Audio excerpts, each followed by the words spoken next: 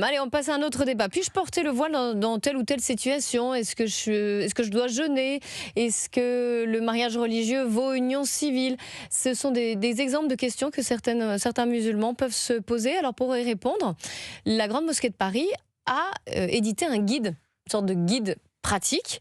Alors, il y a des politiques, des personnalités politiques, civiles, des imams qui collaborent pour dire, voilà, si vous vous posez une question, bah tiens, vous pouvez trouver la réponse dans ce guide. Allez, avant de vous faire écouter Rachida Kaout, je voudrais juste avoir votre avis sur ce guide. Bonne, mauvaise initiative? Plutôt une bonne initiative à mon sens. Yvan Rieffol. Je pense que c'est une initiative qui devrait revenir à la République elle-même. Moi, je me souviens, non, mais je vous rappelle qu'en 1807, Napoléon avait exigé des Juifs qu'ils se plient aux exigences de la France et de la culture française, avec ce Sanhédrin qui s'était appliqué à répondre à 10 questions. Et on pourrait demander exactement la même chose aujourd'hui. Je ne vois pas pourquoi on en ferait la différence vis-à-vis des représentants musulmans, parce qu'en effet, se pose le problème, et c'est encore une fois, vous allez me reprendre, mais c'est un problème qui relève encore de l'indicible, de savoir si l'islam est ou non compatible avec une république laïque. Moi, je pense que le problème se pose, en effet, parce que la charia, qui est la loi de Dieu, ne s'accorde pas avec une démocratie qui est la loi du peuple. Et donc, il faut effectivement avoir des exigences. Alors, naturellement, c'est un premier pas, je suis d'accord avec vous, parce que cela montre, malgré tout, que la Grande Mosquée a compris qu'il y avait un problème de visibilité et de communication entre deux cultures, et donc il est bien que... Oui, des choses qui peuvent ne pas être claires aussi. Mais c'est même encore, enfin à mon avis, c'est encore plus pernicieux que ça, c'est que par exemple, aujourd'hui, beaucoup de jeunes, et d'ailleurs ça s'est vérifié dans les enquêtes de l'IFOP récentes, ont constaté un repli religieux de la part des jeunes générations, parfois même en contradiction avec leurs parents, leurs grands-parents.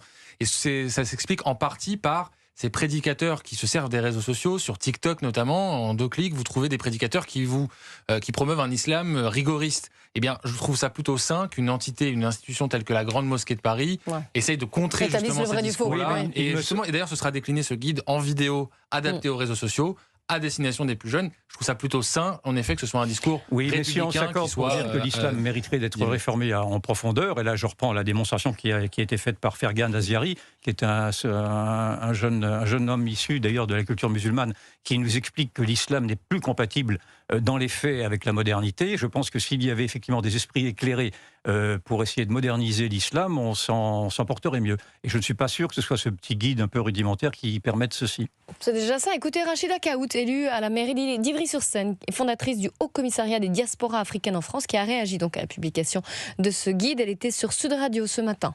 On va dire que ce guide ne change ni la loi, ni la religion. C'est plutôt un guide pédagogique.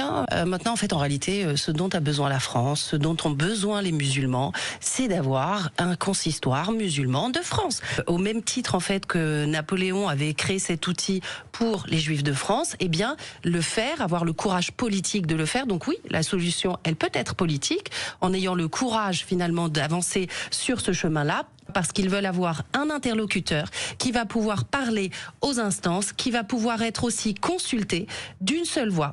Alors, Rachida Kaout qui établit le même parallèle avec Napoléon que vous, Yvan Rieffol. Oui, parce qu'en effet, c'était la seule solution qui a permis, en effet, à la communauté juive de s'intégrer, de s'assimiler même totalement aux règles de la France. Enfin, c'était de l'Empire à l'époque, mais de la République maintenant, oui, bien sûr. Oui. Thomas Bonnet. Non, la différence, c'est ce que disait justement Fergan Aziari, dont vous parliez tout à l'heure, c'est que pour certains, moi je ne suis pas un théologue, donc je ne peux pas me prononcer là-dessus, mais certains vous diront que la religion musulmane établit un code civil en même temps qu'un code religieux par le livre sacré, et que donc effectivement il y a une accommodation des ajustements à réaliser. Ça s'appelle la charia. Ça s'appelle la charia, voilà. Et quand on voyait justement, je reviens à cette enquête, vous voyez que beaucoup de jeunes faisaient passer les lois religieuses avant les lois de la République. Et ça, indéniablement, c'est un problème, c'est un sujet sur lequel on doit se pencher.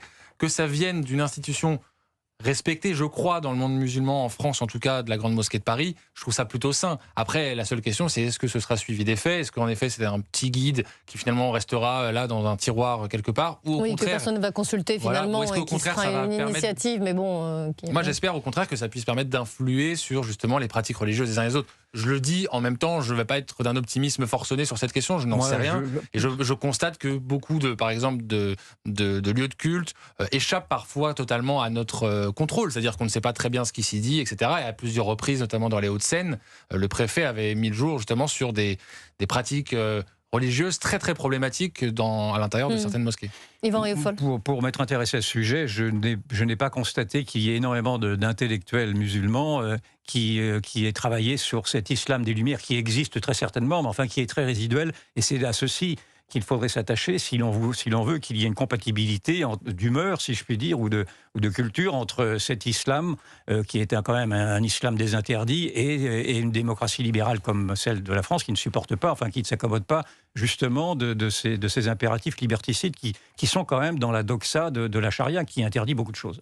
Est-ce qu'il faudrait avoir une meilleure organisation du culte musulman? Très certainement. Très certainement, mais là je ne suis pas spécialiste de cela, mais oui, il faut effectivement il faudrait qu'il y ait un interlocuteur. Il n'y a pas en islam, il n'y a pas d'église, il n'y a pas de hiérarchie.